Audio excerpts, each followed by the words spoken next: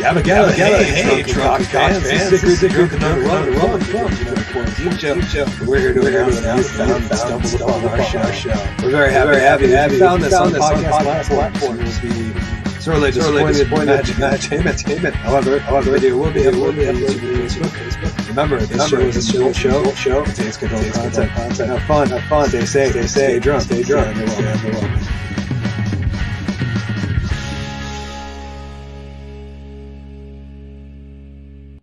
Good evening, ladies and gentlemen. Welcome back. I'm, of course, Hickory, the Drunk and Underwhelming. You've stumbled upon the Drunk and Under Quarantine show starring G.W. Foley, Collen, Doyle, and, of course, myself. Tonight, we got a lot of topics to get into. We might have a guest dropping by later. We'll see what happens, but you never know on this show. That's the first show with the cybernetic eye implants. Let's get it.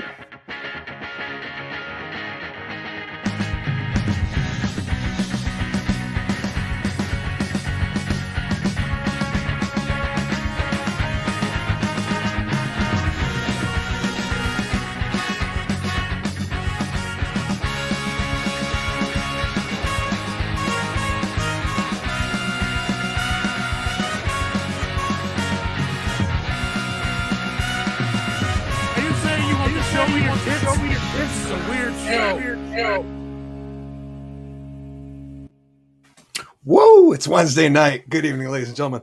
Hickory, the Drunk and Underwhelming. No glasses. We are upgraded. This is awesome. We are on the Drunk and Under Quarantine show, which is presented to you by the Woolen Comedy Club. I, of course, am here with GW and Collen, Doyle. Comments are already starting to go off. Tonight, we're going to talk about a cute puppy somebody bought that actually turned out to not be a cute puppy. We're going to talk about an awesome play this past Sunday. We're not sports fans, but when a pastor tackles a gunman, I'm set. And then we're going to cover some local Vermont stories, get into the Vermont stuff, talk about high vaccination rates and high COVID rates. We're going to talk about a Vermont offering the best protection of any state. And finally, we'll wrap up this week and let's go, Brandon. So without further ado, welcoming to our spotlight stage, a good man who's always there for me. I'm always there for him. Welcoming to the stage, my comrade, Mr. G.W. Foley. Yes! What is up, motherfuckers? Got the alert on my phone. Bam! We're live on YouTube. Yeah, it's been a hell of a weekend. It's only Wednesday. Yeah. Fucking went to an open mic on Monday night, which was really weird for me. I realized that I like going to bed early and being at home. No, it was weird. Like, I don't do well in groups of people. I feel like I take up enough space for a big group. So when I'm in a big group, I feel self-conscious. Like I'm using too much oxygen for the rest of the group. And it's a closed-in space. Like I just feel like as quarantine has moved on and I have been at home for a year, almost 2 years now, which is fucked up to say. But I have felt like I've been agoraphobic. Like, I just don't want to go outside and deal with people. Like, I'd much rather just stay in my apartment and fucking chill out and do this. It's I've noticed that it's a lot easier for me to tell jokes in front of a camera than in a microphone. And fuck you, Jason. I do have a job. It's called stand-up comedy. You should try it sometime. No, don't. No, I'm not giving you any ideas. But yeah, so the struggle with my car is still going on, which sucks. I've ran into the problem where my heat still is not working. In mid-October, it wasn't too bad. I didn't notice. And then when it started getting fucking bitch-ass cold, I was like, yeah, I really need heat. And they fucked up. So I'm waiting for them to say how much more I have to pay for their fuck up, which is going to be like, but you guys fucked up in the first place. So why am I paying for your fuck up? You didn't do the job properly. No, I am not microwaving anything. I was fucking with my my screen, my green screen, so that's probably what that is. I'm shaking my leg and my table moved, so it's like I'm having a fucking earthquake. Don't lie, you got a hot pocket going on. Yeah, I do. The mother-in-law bought a box of Hot Pockets, and that's what I've been eating lately. I'm like, this is healthy. Because I'm sure there's a lot of vegetables in Hot Pockets, right? So, yeah, that's kind of it for my time.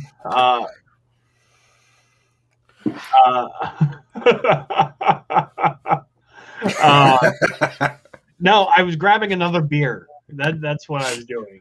Because this one's almost empty. Go Kill Puss. Kill Puss is a good one. Yeah. Yeah, Matt Wood and I definitely approve of that. Yes. So, yeah, that's my time. Let's turn it over to Colin and see how his week's been. Good evening, world. Woo! Hello. How do I sound? Do I sound okay? Yes. Yeah, clear.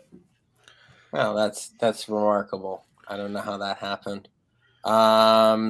Before anyone starts shaming me for missing last week's show, I'm sorry.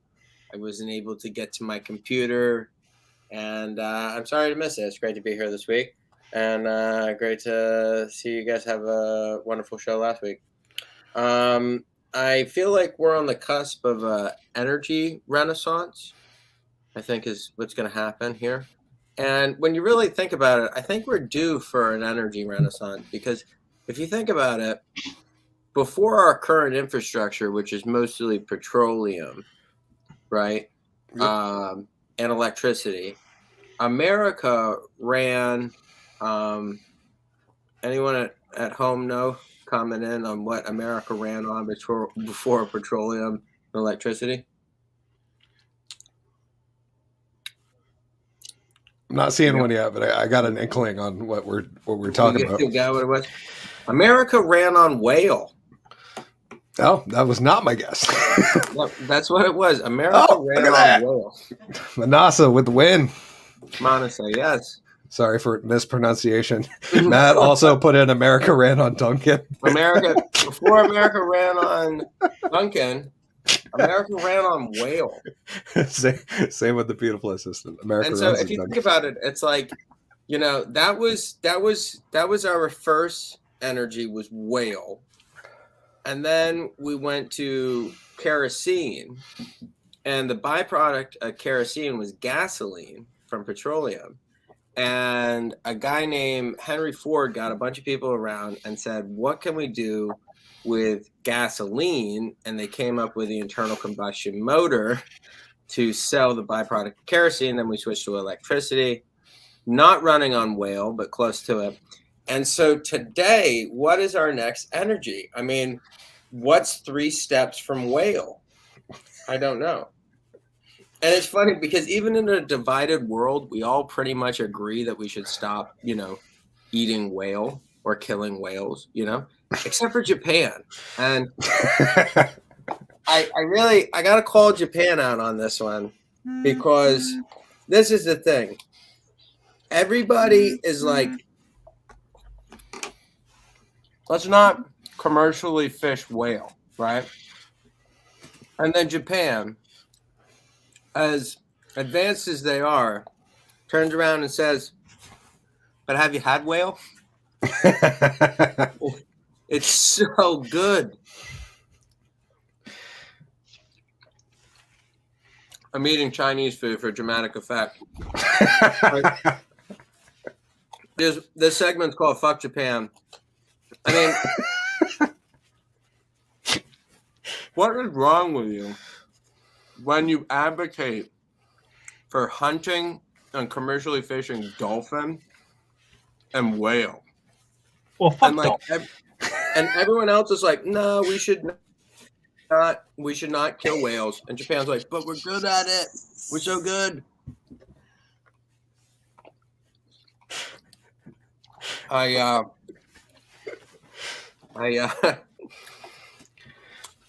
Great to see New York coming back.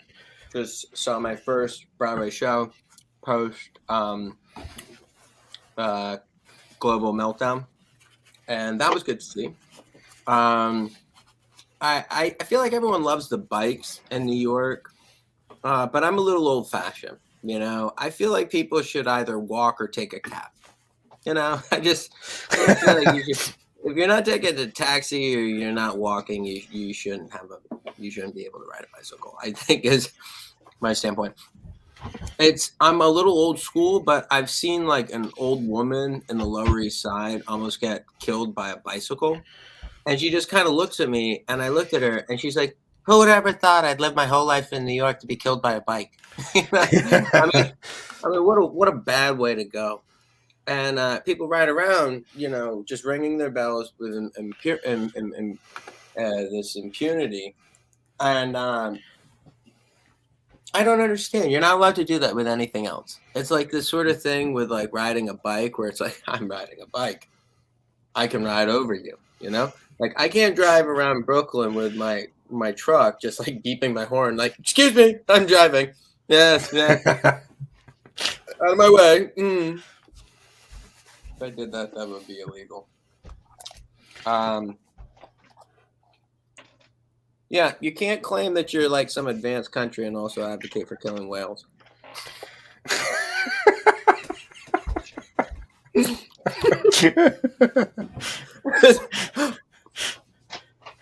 It's literally like none of us, it didn't matter what side of the aisle people were on. There was a campaign that was like, save the whales. And people were like, okay.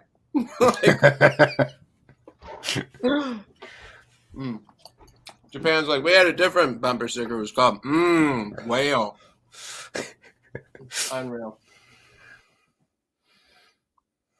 I've been working on the intro to This Old Whore. Because let's be honest, you know, this old house doesn't sound like a job site in New England. You know, you got to go with this old whore, you know. This old house is like, as you can see, this bathroom's going to need an awful lot of work. So we're going to go ahead and pop this old vanity out, take out this old floor, put some tile down, and button this up. But before, we're going to take a commercial break. You know, this old whore would be like, as you can see, this old whore's been rode hard, put away wet. So we're going to go ahead and try to throw some lipstick on this old pig right before this commercial break. I'm going to get through that clean one of these days. But great to be here. Great show Monday night in Lebanon. It was fun to get out there with Pierre and G-Dub. And I'm excited to be here tonight. I'm going to kick this over to the man of the hour. The reason we get here together every week, Hickory, the drunken underwhelming.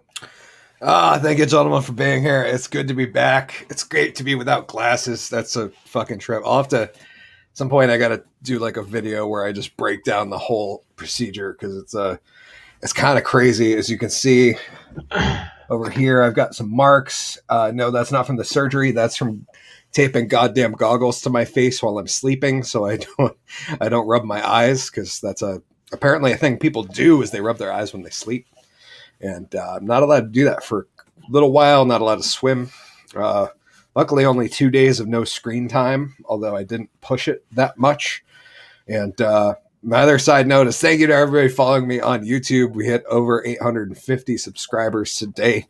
We're making gains. And I joked a couple months ago about maybe getting to 1,000 by Christmas as a joke, but it looks like it might be a real thing. So that's fucking awesome. Thanks everybody over there, including you, Sean. I want to read a couple comments before we get into it. Sean started off the show as, I'm Sean, bitches. Jason P. Mercier says, what's up, bitches? Matt checking in. How them eyes, Mr. Hickory? Feeling fine. A little bit scratchy, a little bit dry. That's really been the only downside I noticed. I didn't really have any eye pain whatsoever. But yeah, no, it's been great. Sean said, Jesus, Mary, and Joseph, you're one beautiful man, Colin. Yeah, he is a beautiful man. That's one of the prerequisites to being on the Drunken Under Quarantine show is we got to have at least one guy who looks good. Hey. Hey, it was as much a hit against myself as to you. Sean said a 6,000 gerbil powered F350. That would be pretty awesome. How many horsepower is that? I don't know. I got 6,000 gerbils under the hood. What's that in Wales? Manasa said, pulls out chopsticks while talking about an Asian country. Oh, brutal. Matt Wood said, are you eating whale? It's a good question. Jason said, what kind, Colin? What kind of Chinese food? It looked like lo mein. I don't know what variety. Lo mein, and now I am actually working on some sushi. Oh, nice. The Japanese did get that right. And then Sean Henry said, would you be opposed to a rickshaw during Colin's set? Although I will say, Sean, unbeknownst to many people, Colin, G-Dubs, and I all performed with a guy who used to professionally be a rickshaw driver less than a couple shows ago, Rickshaw Tom. So yeah. Yeah, he's a funny dude. But yeah, he professionally drove a rickshaw, which is kind of cool. Whale lo mein. Well, not really. It's pork lo mein, but they use the whale fat as the grease to fry it in. So it's kind of, I wonder what whale tradition at this point. Wonder what whale confit would taste like. I'm going to do a little piece, although it's going to fuck with my lighting. We're going to have 2 standard napkins. What you're going to do is, this is going to be a teaching moment for the audience, for all of those who want to perform some magic for the holidays, for, I don't know, kids, other adults, intoxicated people, whoever you might want to perform some magic for. What you're going to do is, one of those napkins is going to remain your secret. It's going to stay balled up kind of uncomfortably in this hand, in what us magicians like to refer to as palm. Anyways, they're not going to know about this one. You're going to start the trick by saying, hey guys, I saw this drunk magician on YouTube do this really cool, this thing where he tore up a napkin at the dinner table and then magically fixed it. You want to see how it goes. And you're just going to tear that napkin up into a bunch of pieces. The more pieces, the more magical. At that point, you're going to have this one. You're going to have this one in palm, right? We're keeping up. You're not. They don't know about this one. This hand stays all kind of comfortable like that. That's totally a comfortable hand position for you to be in, I suppose. But what you're going to do is you're going to transfer those pieces over into this hand where you have this, right? And that's the point where, with a minor distraction, you're going to say, hey, with this hand, I'm going to reach down and I'm going to grab my wand. And in this case, it's a pen. But in that moment of distraction, what you're actually going to do is what we magicians refer to as a switch, where you're just going to kind of take the 2 like that, and you're going to switch them. So now you have the torn up one in this hand, or in palm, back in palm. Do you have the untorn up one that you started with up here?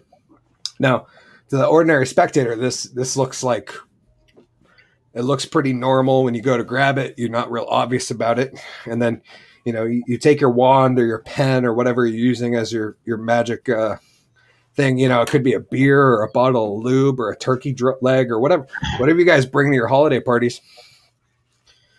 And you're just going to open it back up after maybe saying a magic word, some like Shazam, some like abracadabra.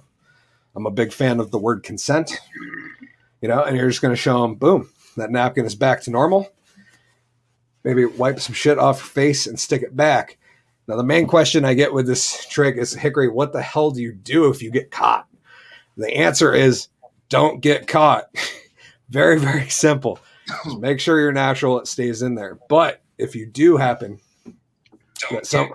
somebody sees you, you're going to take that out, and you're not going to be able to do this because you're a muggle. But I, as a magician, would just wave my wand back over that, and I would magically restore the torn pieces back into a functioning napkin. And now we're back with 2 napkins restored, just like how we started. Anyways, that's my little piece. Thank you guys. I appreciate it. That's a fun little one. I don't get many teaching moments on the show. I thought about doing the rope segment on the show because that's a real teaching piece, but it's too long. It's got too many parts and it's got too many fun drug references. So we won't be doing that on the internets. But if you want to see it, you can come out and see the Drunken Underwhelming live. Usually, good evening, Nick. Nick showed up. Boom. Along with GW and Collen, we'll probably be doing something next month. And after the success of the last show, I've been asked to do some hosting in the future, and I think we'll be doing that because it was a lot of fun. I had a good time. I think everybody on the dais had a good time. We had a hell of a show. Anyways, I had a good time. Oh, it was fun. I was saying something. So, without further ado, we're going to get into the second half of the show. You guys ready for the drawing part? Yeah. Yeah.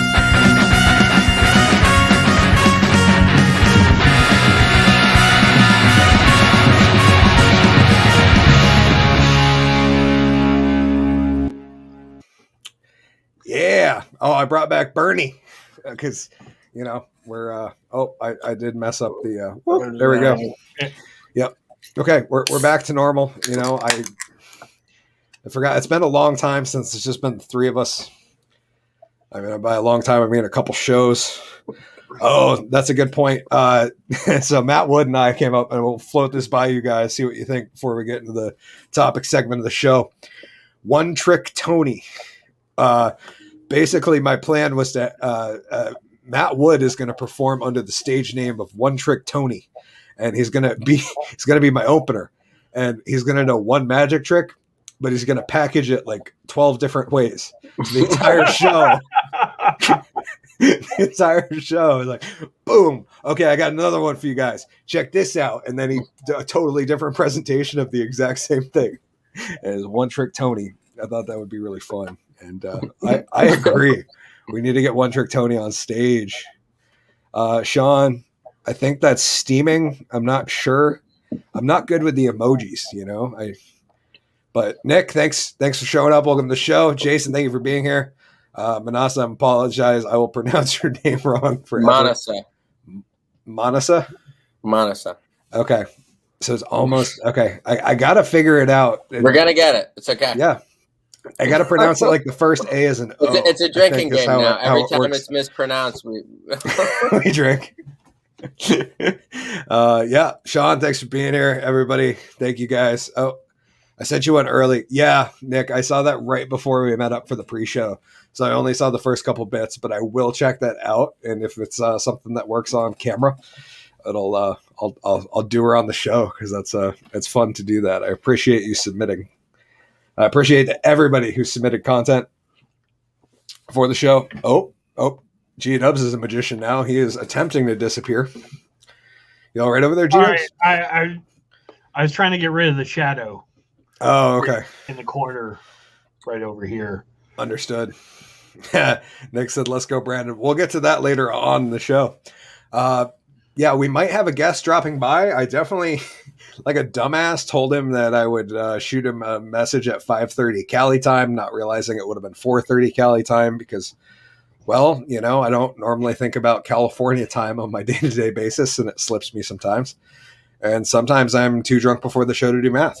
Anyways, we're going to move into the first topic of the night. How the drunk is this news? We got a cute one this time. This is a cute puppy bought by a family in Peru. Is actually a fox.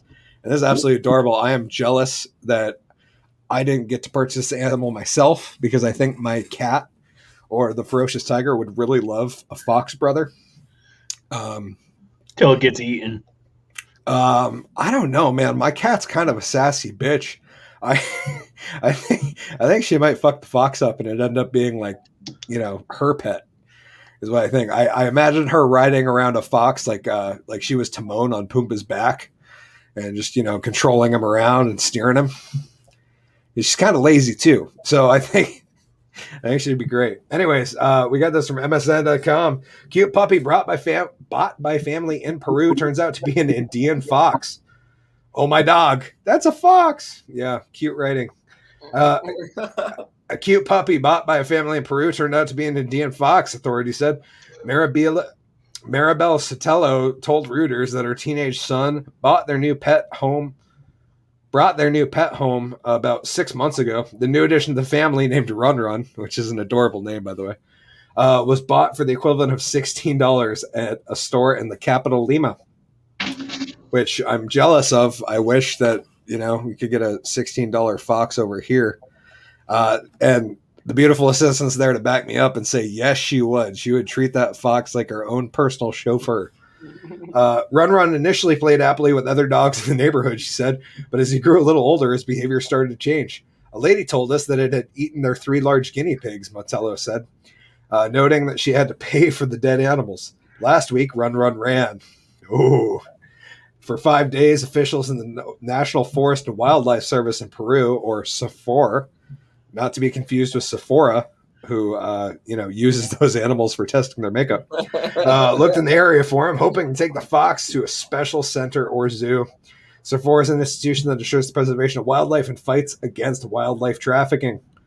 And I'm going to say Run Run doesn't look nearly as cute in these photos as the first one, which is good because we have good lighting at the house. I think it would work out. On Tuesday, wildlife officials said that Run Run had been captured and transferred to the Parque de la Leyendas, a zoo and botanical park in the San Miguel district of Lima.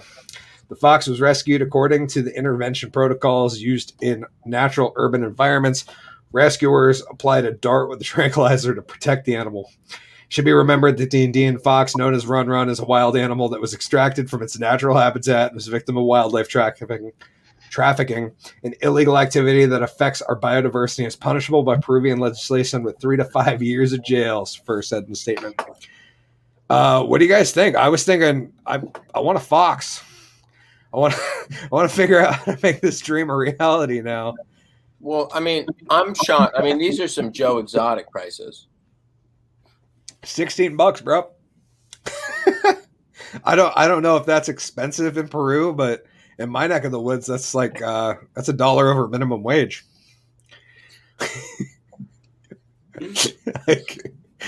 That's not that much. Sean said you may be able to find a $16 fox in the red light district. What do you think? You got? Yeah. I'm just looking now. So 1 sol, which is the Peruvian unit of money, is 25 cents. Okay. So there's 4 of those, so 64 sol for a fox. Still cheap. That seems cheap, but have you ever been to Peru? That's a very good point. I am speaking out of my ass because of my very expensive northeastern American existence. Yeah. So, I mean, either way you shake it, I think $16 for a fox is kind of good. It could be better. I would go around $12. I would try to barter down a little bit. Like, look, there's no dog, there's no puppy. That's right. That's something else. Trying not to do a bad accent to be racist. No, it's a very good point, though. You just say to them, "I'm from Vermont. You know how many foxes we have?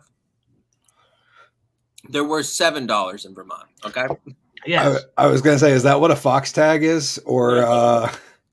I was wondering that earlier, if a fox tag was more than it was to purchase an illegal fox in Peru. I don't know, to be honest. I'm curious. Matt Wood said, I'm a fox. Does that mean you were up for sale, Matt? Because we could use a guy around the house to do some projects. Nick said lot lizards are usually 20. Yeah, but that's a lizard, not a fox. Sean said most people can't afford to drive their llama to town. I don't know if that's true. We need a fact check on that. I don't know. I might not. Oh, Matt Wood said I am a whore. Fair enough, Matt. He is. I wouldn't mind it. I guess I wouldn't mind a dog that kind of looks like a fox. I guess. I don't know, but I feel like maybe, I don't know. Can foxes be trained? I have so many questions about this. I should have done more research. Their natural They're too wild. Oh, yeah, that's fair. I always forget that we have spent thousands of years domesticating dogs and cats. Yeah. Sometimes you wouldn't believe it, but we have. We in Russia, like years ago, there was an experiment where they domesticated foxes, where they took them to a fox farm, and only the passive ones that would be handled were bred, and all the aggressive ones were beaten and killed and used for jackets. So to the end, which they ended up with a bunch of jackets and a bunch of domestic foxes. Huh. Fascinating. Fascinating. Which I'm sure they probably drowned in use for jackets. They're very fashionable. Yeah. Nick said they will let you call them anything for $20. And the wife said, we're a no dog household here. I know, but it wouldn't be a dog. It would be a fox. Big difference, beautiful assistant. Big difference. We're going to move right into the next one. The hell of a play last Sunday. I'm not a football guy. I don't think Collen or GW are really football guys. It's a hell of a play. A pastor tackles a gunman in his church. Yeah, I saw that, and I was like, yeah, we got to check that one out. Heroic pastor tackles a gunman at church altar. Police are hailing a Nashville, Tennessee pastor as a hero after he tackled a gunman at the church altar. Desire Baganda, 26, was sitting in the front of the Nashville Light Mission Pentecostal Church. My goodness, that's a mouthful. The Nashville Light Mission Pentecostal Church. We need an acronym, but NLMPC, this does not sound right. On Sunday, when he allegedly took out a gun and headed to the altar where the pastor was praying with his congregants, the Metropolitan Nashville Police Department said, apparently everybody's down there. It's got a long fucking name. We need some acronyms. Surveillance video showed the suspect waving a gun and pointing at worshipers. Police said Baganda told everyone to get up. The pastor quickly tackled Baganda, police said, and several church members jumped in to help take away the gun. No shots were fired, police said. The heroic actions of a local pastor and several of his parishioners saved a church from further violence, police said in a statement. Baganda was not a church member, but had been to services there before, according to the pastor. And that is a picture of Desire Baganda, charged with 15 counts of felony aggravated assault, according to the police, after pulling a gun out of a church service. That was his picture from Sunday school. Baganda's charged with 15 counts, man. That's wild. But we do our due diligence here on the Drunken Under Quarantine show. We do. So I try to. We do. I don't know. It's something that sounded good to say, I think. We in fact have the video right here. Let's check it out. There is no audio. Is this a security cam? But we have the video of this action taking place. So here is Desire, spelled with a Z. Desires. Boom! Oh yeah, right through that lady on her knees, man. Like a pastor. It's like, you know what? Her life's in God's hands now. Let's do this. Get her head down. Okay. Yeah. I'm not sure what was going on. So this video is kind of weird. So we're going to rewatch it. This is going to be the beginning. And then the first half is the second part. Yeah. I don't know why I did that, but, he comes up. Hey, everybody. I got to tell you, but actually, like not only do I have a gun, it's bright, shiny silver, and I'm waving it over my head first to make sure you all realize what it is before I point it at you. Classic. All right. We're saying get down. Point down. Yep. Get down. These guys are still praying, man. These three guys in the front, undeterred. All three of these dudes are just acting like he doesn't have shit in his hand. Undeterred. The guy in the middle's clapping his hands. He's just like, brother. Go ahead. Dude. Go ahead and yeah, these guys believe. You know what I mean? They believe, man. Like I hear people give a lot of church people crap for not standing by their values, but these guys have true faith. They're willing to look at dude waving around a gun like it's a fucking like it's a can of spray paint at a graffiti festival. Those guys just like Jesus is at the wheel. So I'm not sure. Still got the gun down. The video and then we'll go back to the beginning because that's where the video picks up. Yeah, I'm saying, all right, this guy just clapping. I got my faith in Jesus. He's coming down. He's still looking at his gun. So what we're missing though is right back here. Oh man, we can't. I gotta take off the take that off real quick. Right back here is the pastor. Now he's making the go around play. He just kind of stepped off back behind these pews over here. What we're gonna watch is just kind of sneaks around, all inspecting like. He's doing the old sneak around. Moves the chair and boom, gets him going down right on the ground, and then we got the rest of the. Even these older ladies over here that were on the bench. Gray suit, even after the guy's tackled, the guy in the gray suit just takes half a step back. He's just like, done. I don't want to ruin my suit. Yeah. And the greatest part was these little adorable old ladies over here just springing action. They're like, oh, pastor's tackling him. We're gonna get that handgun. Yeah. Boom. And oh, there they go. Power play. Let's get that gun away from this dude. Like, oh man, what an incident. Glad it was caught on camera because this is one of those things where I wouldn't necessarily have believed us or have believed the story if it were not on film. Don't fuck with the Pentecostals. No. They're crazy. Matt Wood said he looks pissed. Yeah, that preacher looked pretty upset, dude. So at this point in time, where he gives this testimony, I don't know if you have to serve in front of a. I don't know. I was thinking about like that's a religious joke. Yeah, I know, and then it made me think about like an entire jury full of the congregation. But that wouldn't be his own peers, I suppose. Nick Waters said, "Jesus, hold my revolver." What a crazy thing. That's wild. You know, I'm not too surprised when I see crazy stories like this at convenience stores anymore or inside. I just can't believe how OG those guys were, the old timers in the front. Like they're standing there, they're just like, the one guy's clapping, he's just like, yep. He's like, oh, you got a pistol? like the fact that they just didn't even didn't move, didn't react. Didn't give a single fuck. They were just like, you know what? God's got me. I got this. I'm like, this became the most convenient because it's like a service and a funeral all at once. Can I just say, I am happy it's not a white guy. We do a lot of fucked up shit in the world. I know this, especially with this congregation. Yeah. Considering he would be the only white guy waving around a gun. I was going to say, he wasn't successful, so we're still at 100% white shooter rate. This is true.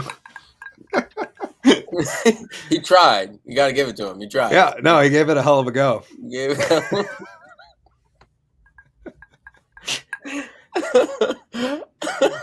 Too funny. But speaking of guns and protection, we're going to move right into the next one. Vermont has some of the best protection, and it's not just guns anymore. This story was this kind of made me chuckle when I saw it because this popped up like organically in a news feed. I wasn't out searching for Vermont stories or anything. I was like, oh, no, that's the thing.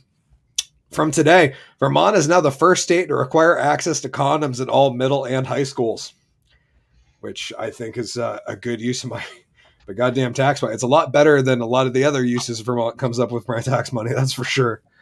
They say the nurse's office and schools across Vermont may look a little different this year. The state recently became the first in the country to require all public middle and high schools to distribute condoms. The program, which was signed into law last year by Governor Phil Scott, was created in an effort to prevent sexually transmitted disease and unintended pregnancies. Planned Parenthood of Northern New England is providing the condoms. While the law went into effect in July 2021, the Vermont Agency of Education just recently released its guidance on distribution of condoms in all middle and high schools. Condoms should be available in locations that are safe and readily accessible for students without barriers to obtaining condoms or stigma surrounding access, e.g., should be available through a health office or classroom, athletic trainer's office, guidance office, or other locations students can comfortably access. The guidance states, While some schools already had condom availability programs in place, 2021 school year is when the schools were the schools were required by law to offer the contraceptive.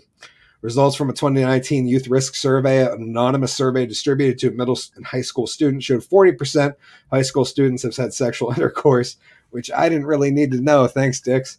And approximately half, still didn't need to know this facts about teen sex, to be honest with you.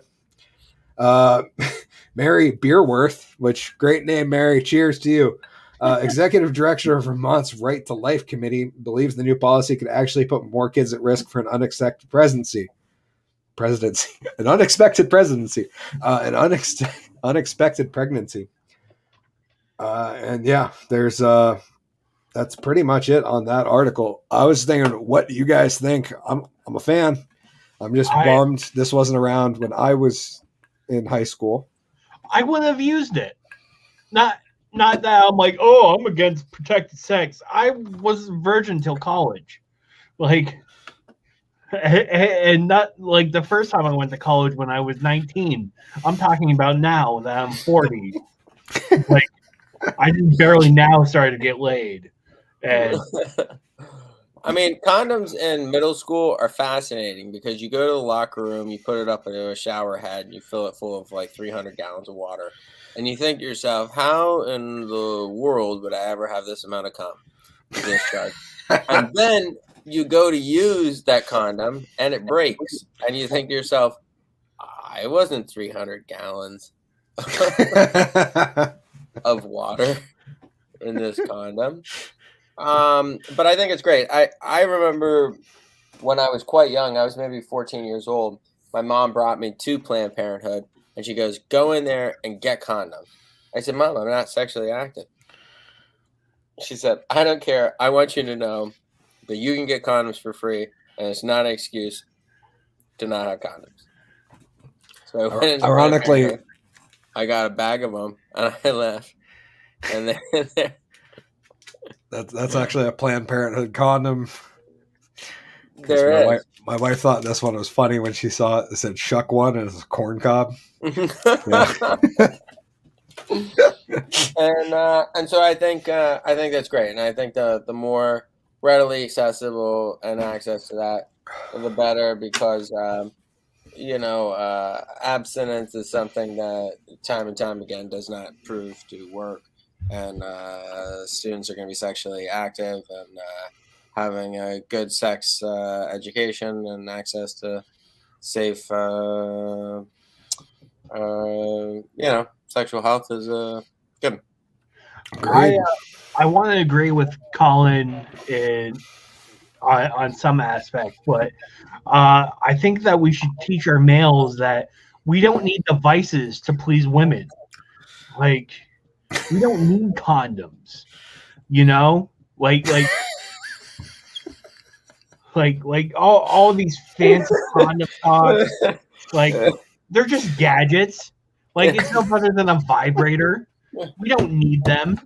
What good is it for? Like do it raw, dog. If you want to have sex, do the real deal. Yes, that's right. Here's what I'm talking about, middle schoolers. Fuck the high schoolers. They're too late. Learn the pull-out method. The rhythm method, man. Know when you're about to jizz. And before you jizz, pull out. Like, it's about self-restraint, man. That's what I'm talking about. You don't need a condom. Like condoms just break anyways, and they make your dick smell like latex. No one wants a latex-smelling dick, unless that's your fetish, but that's a totally different reason anyways. Like even condoms aren't even 100% effective. So don't even bother with it. Breaking news from Sean Hunter. It has been reported that GW caused the population explosion in China. Damn right. Oh, that was a beautiful little segment. We got some awesome comments in. About the last segment, Sean said, I wonder how many of those old timers threw caution to the wind and said to themselves, I have one good fight left in me. Talking about the church. Sean said condoms in schools. Now this is a convenient. Now is this a convenience for the teachers or the students? That's not a bad point, actually. Matt said, "You jelly, they get some in their formative years." Yeah, man. Most kids my age didn't have access to condoms like I did. That's for sure. But I was fortunate enough to grow up above a bar that I was allowed to go down and hang out with the guys, and they just kept. They had a giant wooden salad bowl up on the bar, just full of condoms all the time. And it was just like, like, hey, they're free. You know, if you're gonna come meet people here, there's free condoms. Like, that's pretty cool. Yes, come here and give the meat to the people. Yeah, it's been reported GW caused a population explosion, and Matt Wood said GW looked like he was jerking. Yeah, he was getting his Jeffrey Tubin on over there. We're just fortunate enough he doesn't bring the camera down. That's not that we don't want to see it. It's just that it would it would probably get us yanked off social media. I couldn't help myself. Anyways, we got a couple more Vermont issues going on, so let's get right into the next one. From kind of funny and cool that we're giving free condoms to people to kind of serious and not so fucking cool. With a vaccination rate of over 90%, Vermont is still experiencing its highest COVID rates ever. And this is something that's been going on. I remember October was a breaking year. I almost made a meme to discourage people from coming here for foliage that said, come for the colors, stay for the intensive care. But I didn't get around to it because I'm a lazy drunk. But yes, apparently this is from MSN. They state, highly vaccinated Vermont has more COVID-19 cases than ever. Why is this happening? Which is exactly what my question was. So Vermont reports higher than ever COVID-19 case rates. State health officials have been trying to understand why. How can a state that did so well during the first part of the pandemic, even garnering national recognition, be doing so much worse now? There's not one simple answer, said Vermont Health Commissioner Dr. Mark Levine during a news conference Tuesday, but there are clearly factors that have come together to create the situation that we're in now. Slowing the spread is critical right now to prevent Vermont's hospitals from being overwhelmed with sick people with the virus, Levine said. He encouraged Vermonters to take the same preventative steps they've been preached throughout the pandemic, wearing masks, practicing physical distancing, staying home when sick, and getting vaccinated. There's not one single solution to stop it, Levine said. We do need to live with it, taking the simple and common sense actions for protecting one another as much as we can. I was impressed that this is a health official admitting that we need to get past the, oh my God, this thing's going to be over soon, and realize that we need to live with it. COVID case rates in Vermont right now. Positive cases have been climbing in Vermont in recent weeks, despite the states having one of the highest vaccination rates against COVID in the U.S. Cases rose last year around this time, as well as people spent more time indoors, but the state still enjoyed one of the lowest case rates in the country then. Cases in Vermont have increased about 55% over the past 14 days, according to a modeling report by the Financial Regulation Commissioner, Mike. We're going to say Peacock. I don't know how you pronounce that last name. But Peckerhead, I think, is that. Yeah, that guy, Mike Peckerhead. Some recent days have seen daily spike above 400, the highest Vermont has ever seen since the beginning of the pandemic.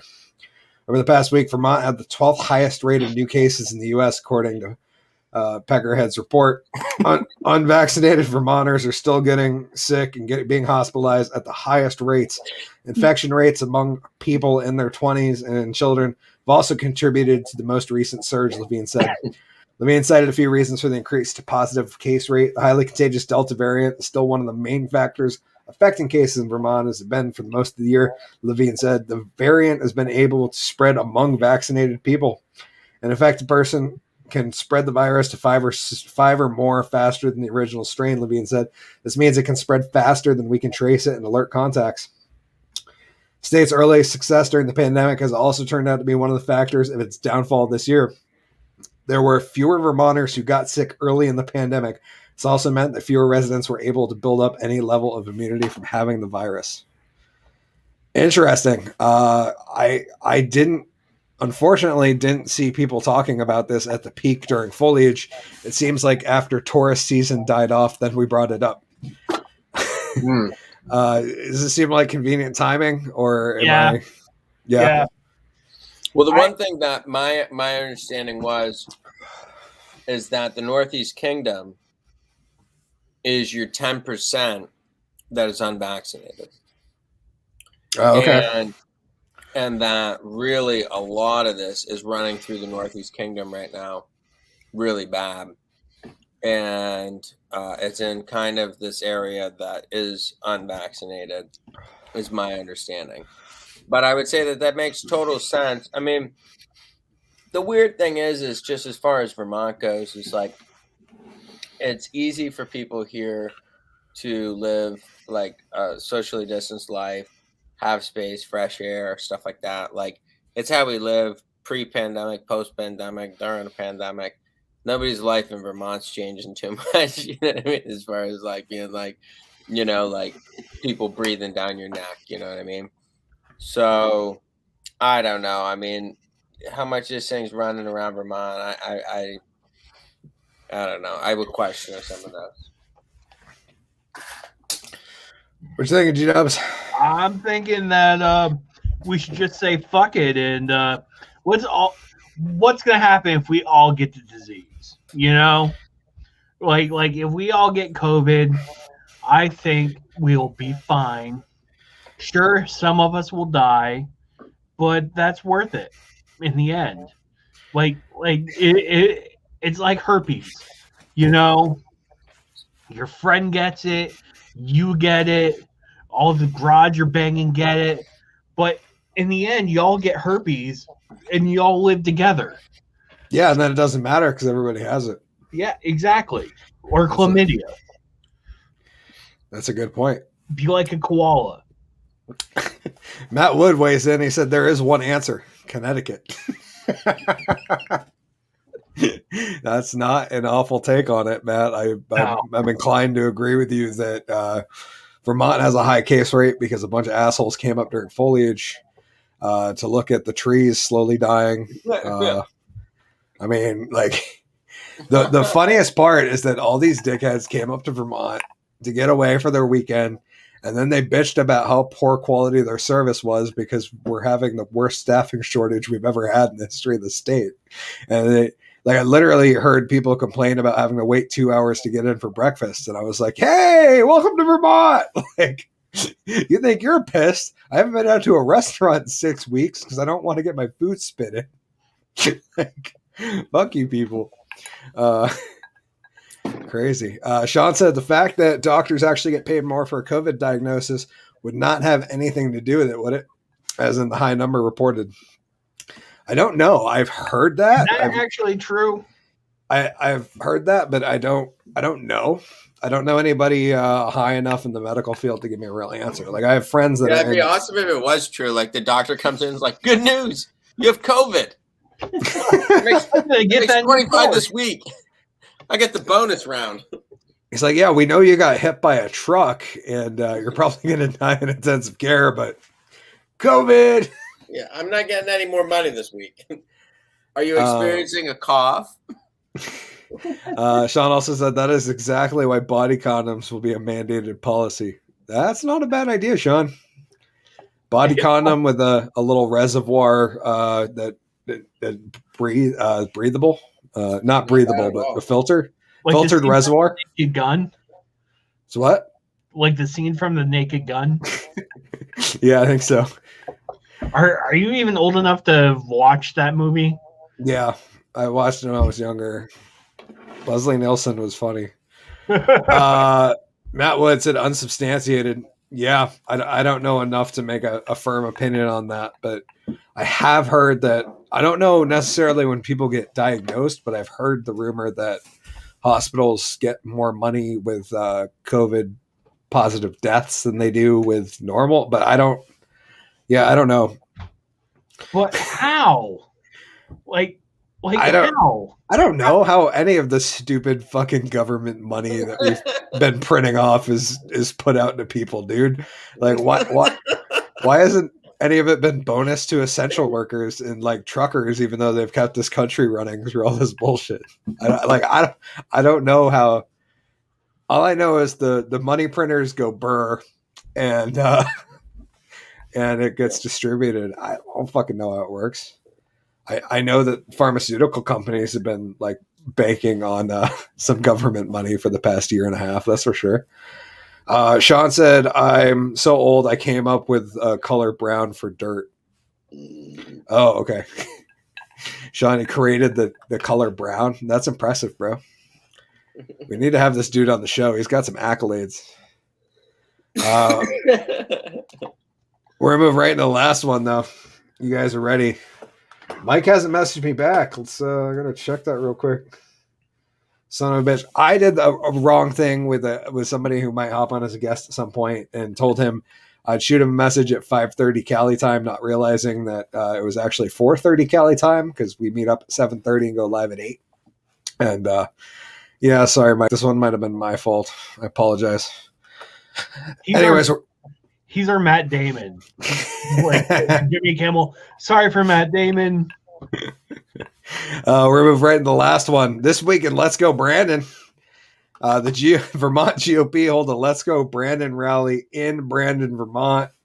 I saw this. I actually learned about this yesterday or this morning. My wife shared it. She saw a Facebook post for it. And then Styx Hexenhammer came out with a video about it this morning. And that's where it was like, oh, it's a real thing. He's a political commentator from Rutland. He now lives in the Netherlands. If you guys aren't a fan of Styx, he's worth checking out. He's a pretty damn good analyst. He called the Virginia races like to the T. Anyways, pull up this article. This one is from WCAX, local news up north. Vermont GOP chair to hold Let's Go Brandon rally. It's by Rachel Mann. Burlington, Vermont, WCX. Let's Go Brandon is a phrase growing in popularity in recent months among Republicans nationwide. Now, Vermont's recently elected GOP chair, Paul Dame, says he is attempting to make it something more positive by holding a rally in his hometown of Brandon. The meme was born. For those who followed the show, you know how the meme was born. It was a lady covering for an entire crowd of people at a NASCAR event, chanting "Fuck Joe Biden" in the background. And she said, "Oh, look at the crowd. They're chanting, 'Let's go Brandon.'" It's just now a very meme-worthy clip. It's worth watching if you haven't seen it, and then go watching like the 15 or 20 hit songs that have been produced based on it. In a YouTube video, Dame said his goal for Saturday's rally is for people to stop focusing on the past. Others, including Republican Governor Phil Scott, said this may not be the best way to go about it, which makes sense for Scott to say. Dame says, "Let's Go Brandon" tagline goes beyond dissatisfaction with President Biden. It taps into the fact that people don't like their being glossed over and lost, especially in political conversation, Dame says. Middlebury College political science professor Bert Johansson says, once Saturday's event is passed, people could forget all about it, or it could damage the GOP. As party chair, your goal is to do a good job of recruitment and fundraising, Johnson explained. I suppose this could raise a little bit of money, but it could make people a little skeptical of the party. I think this is hysterical. And to be honest, I don't care about the GOP, so I am all about this. Republican Governor Phil Scott shared his own thoughts on an event Tuesday afternoon. It's lighthearted, but I take it somewhat personally. If you take it literally, Scott said. I just don't think it's necessary at this point in time, which makes a lot of sense that Phil Scott said that. Dame said the GOP has been too caught up in being bitter about things already passed. We've got to make sure we can leave behind the past. That's why I'm hoping this event is a pivot, Dame explained. If you've been frustrated or angry about the national politics, leave it behind. Let's move forward, something more positive. If you don't like the idea, Dame said, you don't have to come. You can hold a counter rally the next weekend or do something bigger and better in a different place, Dame said. It's a free country and you're right to do so. Dame was elected GOP chair 3 days ago. Former chair Deb Bellato, who held the position since 2017, opted not to run. Yeah, what do you guys think? I think it's a hysterical idea to have a Let's Go Brandon rally in Brandon, Vermont. I think it's funny. I wish I didn't have to work Saturday. I'm kind of like, I like the Let's Go Brandon meme. I think it's funny. I wish that they wouldn't lump all like people who like it as GOP, because I'm not GOP. I never will be. I never want to be. Fuck the GOP. And this guy seems like a giant tool. The thing is that I just feel like it's not aligned with like Vermont politics, where it's like, and the fact that it's like too mainstream is too big. You know what I mean? Like it's like Bernie's become big because he ran for president and stuff like that. I don't think he ever really expected to get as big as he has, or maybe he did. I don't know. But the thing is it's like when you bring in something that it's like a mainstream big thing into Vermont, where it's like with Brandon, it is funny, and it's like if that's something like if the DOC could do something like that in Rutland, say, I don't know if they would, or whatever. I think Burlington or Montpelier would be a better play for the DNC, though. Yeah, it's just like it is like mainstream, or it's like a bigger thing where it's like it's kind of funny where like someone even like with Phil Scott, who's like the governor, being like, yeah, but it's just like it's just not in our nature, I think, to invite. One thing I wanted to hit on, which we didn't hit on tonight, was Alec Baldwin residing in Vermont. Did you see that interview? Yeah, I meant to. I think we were going to bring it up last week, and then I didn't get into it. But yeah, but it was the roadside interview. But like, I almost wanted to put a thing in where we might have to write a fucking thing in Vermont where it's like illegal to have paparazzi. You know what I mean? Because it's just like I don't feel like there's any place for it. Like I don't think someone should be like trying to walk down the road in Vermont and being able to be followed by a car from some guy who's been flown in from TMZ to like stand outside your fucking Airbnb to like harass you. Like, you know what I mean? Like it's like gets to a point where it's like, you almost do want us to be an island a little bit, where it's like, like don't let the mainstream in too much. You know what I mean? Like don't let fucking this, because then it's just we're dealing with the same shit as everywhere else. You know what I mean? Part of me agrees. The other part of me thinks that if you're trying to hole up somewhere, you shouldn't be picking up your own to-go food, and that it's entirely Alec Baldwin's fault that he got harassed in Vermont, considering people knew where he was within like 6 hours of him getting here. Like literally 2 Fridays ago, the fish delivery guy walked in at like 5 o'clock in the morning at my Muggle job and was like, I guess it was more like 6:37, and was like, oh yeah, by the way, Alec Baldwin's in Manchester. And I was just like, oh really? Why?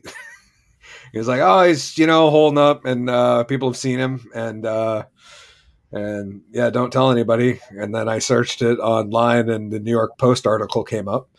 So I was like, oh, okay. Like a bunch of people saw Alec Baldwin in Manchester. I'm glad he's in Manchester, where there are already a bunch of dickheads down there. And part of me was just like, I think I did a reaction video like last week where I was like, Alec Baldwin, get the fuck out of my state, bro. We don't need your negative juju murder fucking. Let's see Randy Quaid on it. Well, it's funny because it's like maybe we should reach out and see if he'll be on the show. Well, it's hilarious because people are like Alec Baldwin's in Vermont, and you're like, really, where? And they're like Manchester, and you're like, oh, so he's not really in Vermont. No, he's in Manchester. Oh, okay. Yeah, it's like Woodstock, but worse. Yeah. Sean said it's amazing that the town of Brandon turned into a troll to push forward their town celebration with the use of the meme. I agree. That's hysterical, I think. I did see a Babylon Bee article where they wrote about like the father of a father who had a son named Brandon, and he's like trying to cheer him on at a sporting event, but he doesn't know what to say. He's like, every time I cheer "Let's go Brandon," they think I'm actually meaning fuck Joe Biden, and I'm really just trying to cheer on my son while he plays baseball. Like, yeah, that's funny. Sean also said, honestly, how many people are going to be named Brandon from this point forward? Kind of like how it wouldn't work out if you named your kid Hitler.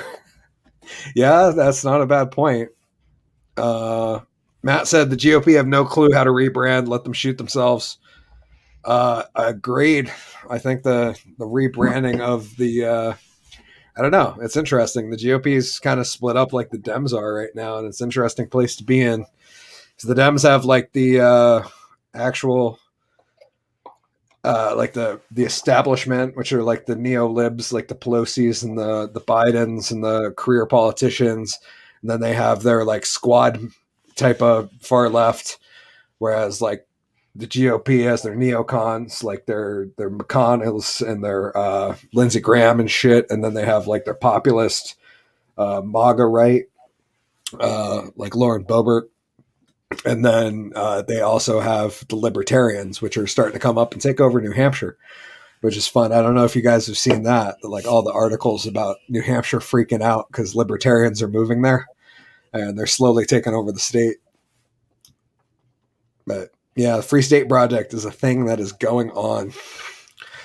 Jason P. Mercier says, who cares? Agreed.